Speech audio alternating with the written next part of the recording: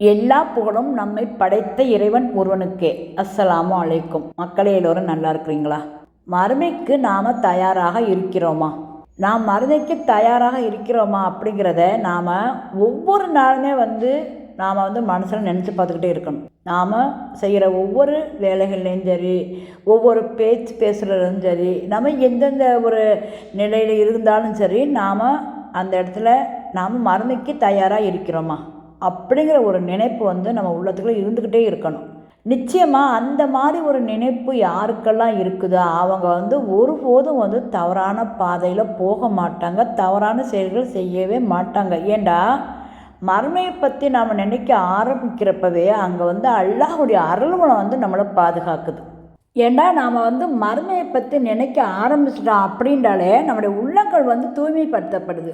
நிச்சயமாக நம்முடைய உள்ளங்களில் எந்த ஒரு வீணான எண்ணங்கள், எந்த ஒரு குழப்பம் எதுவுமே வராது. ஏண்டா நாம் ஒவ்வொரு விஷயத்துலையுமே அந்த மறுமை நாளை பற்றி அம்மாடி இது பண்ணுறோமே, அல்லா மறுமையில் தண்டிச்சிருவானோ, நாம் இவ்வளோ இப்படி பேசுகிறோமே, அல்லா மறுமையில் தண்டிச்சிருவானோ, இப்படி நம்ம தகாத வேலை செய்ய போகிறோமே, அல்லா மறுமையில் தண்டிச்சிருவானோ, இப்படி நினைக்க நம்முடைய உள்ளம் அவ்வளோ தூய்மையாகுது.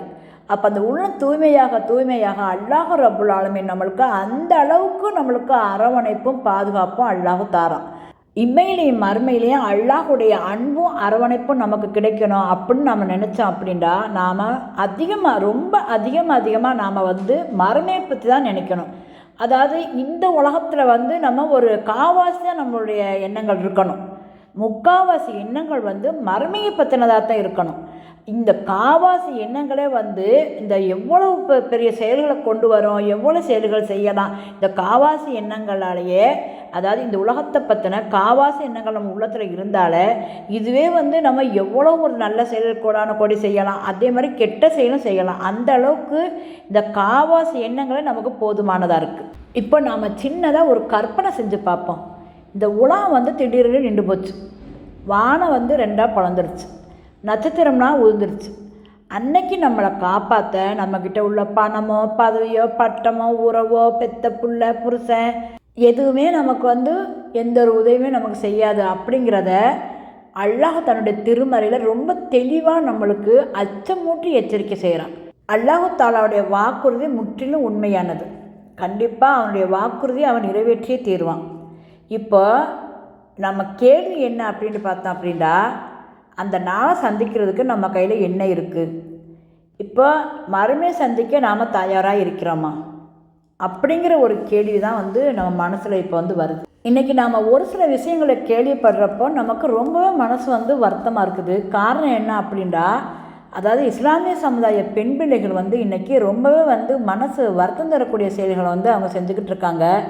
இவங்கெல்லாம் மறுமையை மறந்துட்டாங்க. அதாவது அவங்களுக்கு மறுமையை பற்றின ஒரு செய்தியை அவங்களுடைய பெற்றோர்களோ முன்னோர்களோ சொல்லிக் கொடுத்து வளர்க்காதனால இன்றைக்கி அவங்க ரொம்ப ஒரு ஈஸியாக அந்த விஷயத்தை எடுத்துக்கிட்டு, அதாவது இந்த உலகத்தில் கிடைக்கக்கூடிய பணம் புகழ் இந்த மாதிரி ஒரு விஷயத்துக்கு அவங்க ரொம்ப ஆசைப்பட்டு, அதாவது அவங்க முற்றிலுமாக பார்க்குறதுக்கு நமக்கு செய்தான் வழியில் போகிறாங்க அப்படின்னு நம்மளுக்கு தோணுது. அது இறைவன் தான் அறிவான்.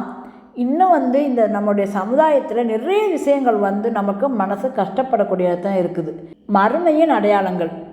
இந்த உலகம் அழியிறதுக்கு முன்னாடி நடக்க போகிற ஒரு சில மாற்றங்களை நாம் சுருக்கமாக பார்ப்போம்.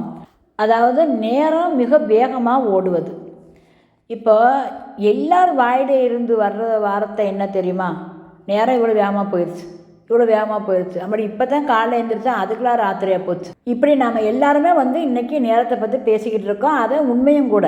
அதாவது இந்த நேரம் வேகமாக போகுது அப்படின்ட்டு நாம் எல்லாருமே பேசிக்கிட்டு இருக்கோம். அடுத்து பார்த்தோம் அப்படின்னா, மார்க்க கல்வி அறிவு குறைந்து அறியாமை அதிகரிப்பது. இன்றைக்கி நாம் இந்த விஷயத்தையும் பார்த்துக்கிட்டு இருக்கிறோம். சரியான ஒரு மார்க்க அறிவு இல்லாதனால இன்றைய நம்ம சமுதாய பிள்ளைகள் நிறைய சீர்கெட்டு போகிறாங்க. இதே இன்றைக்கி நாம் பார்த்துக்கிட்டு தான் இருக்கிறோம். அதாவது இவங்களுக்கு சரியான ஒரு மார்க்க அறிவு இருந்துச்சு அப்படின்னா இவங்க இந்த மாதிரி சீர்கெட்டு போக மாட்டாங்க. மார்க்க அறிவுங்கிறது இல்லாதனால இவங்களுக்கு இறைவன் தடுத்த விஷயங்கள் எல்லாமே ரொம்ப பெருசாக தெரிய மாட்டேங்குது. அதாவது இறைவன் என்னெல்லாம் தடுத்தானோ, பெண் கண்டா இப்படித்தான் இருக்கணும், ஆண் கண்டா இப்படித்தான் இருக்கணும் அப்படின்ட்டு இறைவன் ஒரு வரையறை வச்சுருக்கான் நமக்கு. இதெல்லாம் இவங்க ரொம்ப ஒரு ஈஸியாகவே எடுத்துக்கிட்டாங்க. ஏண்டா இதெல்லாம் பெரிய விஷயமே இல்லை, அப்படின்ட்டு. ஏன்னா அவங்களுக்கு அந்த மார்க் அறிவு இல்லை. அதனால் இந்த மார்க் அறிவு இல்லாததுனால இன்றைக்கி நிறைய சம்பவங்கள் வந்து நமக்கு நடந்துக்கிட்டு இருக்குது. அதனால நம்முடைய சமுதாய பெயர்கள் கூட இன்றைக்கி கெட்டு போயிட்டுருக்கு. அந்த அளவுக்கு இன்றைக்கி மார்க் அறிவு இல்லாத மக்கள் வந்து உருவாக்கிட்டு இருக்கிறாங்க. அடுத்து பார்த்தோம் அப்படின்னா கட்டிடங்கள் வந்து உயரமாக கட்டப்படுவது, இதுவும் இன்றைக்கி நடந்துக்கிட்டு இருக்கு. அதாவது எவ்வளோ உயர கட்டடம் இந்த உலகங்களில் கட்டுறாங்க, வானத்தை தொடுற அளவுக்குன்னு சொல்கிற அளவுக்கு இந்த கட்டடங்கள் வந்து அவ்வளோ உயரமாக கட்டுறாங்க. இப்போ இதையெல்லாம் நம்ம பார்க்குறப்போ இந்த உலகம் அழிவுக்குண்டான நாள் நெருங்கிருச்சு அப்படித்தான் நம்மளுக்கு வந்து தோணுது. அது வந்து முன்னோர்கள் சொன்னது வந்து அது உண்மையாக இருக்கும் அப்படின்னு நமக்கு நம்ப தோணுது. இப்படி இன்னும் ஏகப்பட்ட விஷயங்கள் வந்து நம்ம பார்த்துக்கிட்டே இருக்கிறோம். உலகம் அழிவுக்கு நெருங்கிருச்சு அப்படின்ற மாதிரி விஷயங்கள் வந்து நிறையா நடக்குது. இப்போ இந்த உலகம் அழிவை நோக்கி போகுது, இந்த உலகம் வந்து அழிய போகுது அப்படின்னு நாம் வந்து நினச்சோம் அப்படின்னா நாம் செய்ய வேண்டியது 3 விஷயத்தை நாம் முக்கியமாக 3 விஷயத்தை முதல்ல செய்யணும். அதில் முதலாவது விஷயம் என்ன அப்படின்னா தொழுகை. அல்லாஹ் ரப்புல் ஆலமீன் மறுமையில் முதல்ல வந்து தொழுகையை பற்றி தான் கேட்கப்படும் அப்படின்னு நம்மளுக்கு அழகான முறையில் திருமறையில் நம்மளுக்கு அச்சமூட்டி எச்சரிக்கை செய்கிறான். ஏன் அல்லாஹ் ரப்புல் ஆலமீன் முதல்ல தொழுகையை பற்றி கேட்பேன் அப்படின்னு சொல்கிறான்ட்டு பார்த்தோம் அப்படின்னா, அதாவது மனிதனுடைய அனைத்து நல்ல விஷயங்களுக்கும் தாய் வந்து தொழுகை. அதாவது நம்மளுடைய நல்ல விஷயங்கள் எல்லாத்துக்குமே வந்து மூலக்காரன்னு சொல்கிறோம்ல, அப்போ ஒரு பெரியவங்கன்னு சொல்லுவோம்ல, அதே மாதிரி தொழுகை தான் நம்மளுக்கு வந்து முதன்மையாக இருக்குது. இப்போ ஒரு மனுஷன் வந்து அவன் 5 வேளை தொழுக ஆரம்பிச்சிட்டாலே, அவன் தொழுதுட்டாலே நிச்சயமாக அவனுடைய உள்ளங்கள் வந்து தூய்மை அடைஞ்சிடும். அவனுடைய உள்ளம் வந்து மறுமையை நோக்கி தான் இருக்கணும். நிச்சயமாக ஒருத்தர் 5 வேளை தொழுகிறவன் வந்து தகாத செயல் செய்ய மாட்டான், வீணான விஷயங்கள் பேச மாட்டான், இறைவன் வெறுத்த விஷயங்கள் எதையுமே செய்ய மாட்டான். அப்படி ஒருத்தன் தொழுகையாளியாக இருந்தால் செஞ்சான் அப்படின்னா நாம் என்ன சொல்லுவோம்? பார்க்குறோம், நம்ம என்ன சொல்லுவோம்? பாரு 5 வேளையும் தொழுகிறான், 5 வேளையும் தொழுதுட்டு இப்படி அநியாயம் பண்ணுறானே, இப்படிலாம் செய்கிறானே அப்படின்னு சொல்லுவோம் இல்லையா?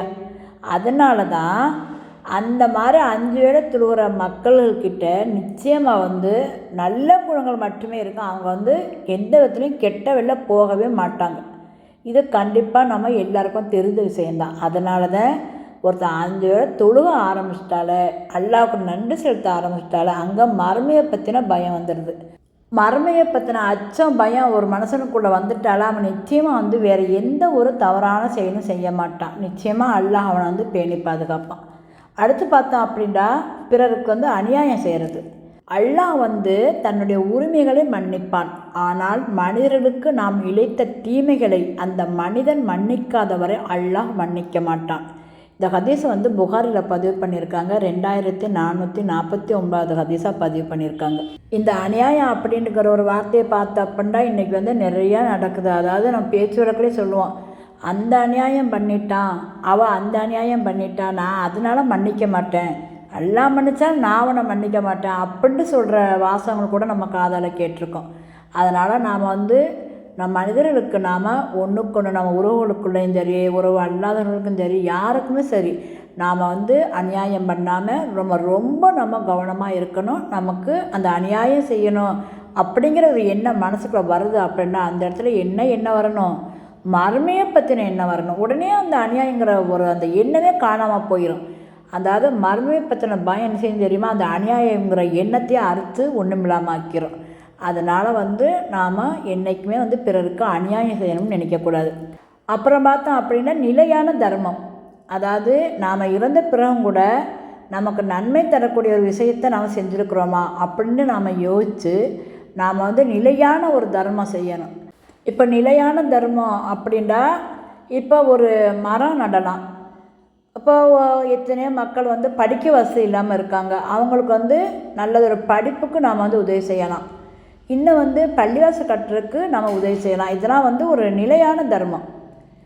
முஸ்லீம் ஒருவர் ஒரு மரத்தை நட்டு அல்லது விதைத்து விவசாயம் செய்து அதிலிருந்து அதன் விளைச்சலை அல்லது காய்கனிகளை ஒரு பறவையோ ஒரு மனிதனோ அல்லது ஒரு பிராணியோ உண்டால் அதன் காரணத்தால் ஒரு தர்மம் செய்ததற்கான பிரதிபலன் அவருக்கு கிடைக்கும் என நபிகள் நாயகம் ஸல்லல்லாஹு அலைஹி வஸல்லம் அவர்கள் கூறினார்கள். அல்லாஹ்வின் தூதர் ஸல்லல்லாஹு அலைஹி வஸல்லம் அவர்கள் கூறினார்கள், யார் அல்லாஹ்வுக்காக பள்ளிவாசல் ஒன்றை கட்டுகிறாரோ அவருக்காக அல்லாஹ் சொர்க்கத்தில் ஒரு வீட்டை கட்டுகின்றான். மக்களை மரணம் நமக்கு சொல்லிவிட்டு வருவதில்லை. இன்று இரவு நாம் தூங்கும்போது கூட அது வரலாம்.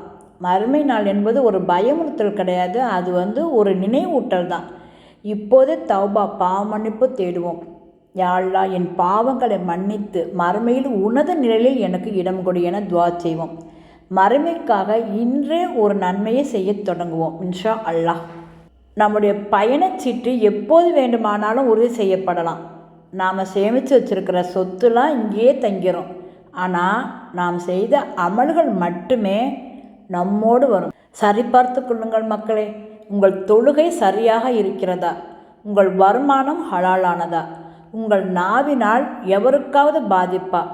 மறுமை நாளில் யா அல்லாஹ், என்னை மீண்டும் உலகுக்கு அனுப்பிவை, நான் நல்லவனாக வாழ்கிறேன் என்று கூறும் நிலைக்கு நாம் தள்ளப்பட வேண்டாம்.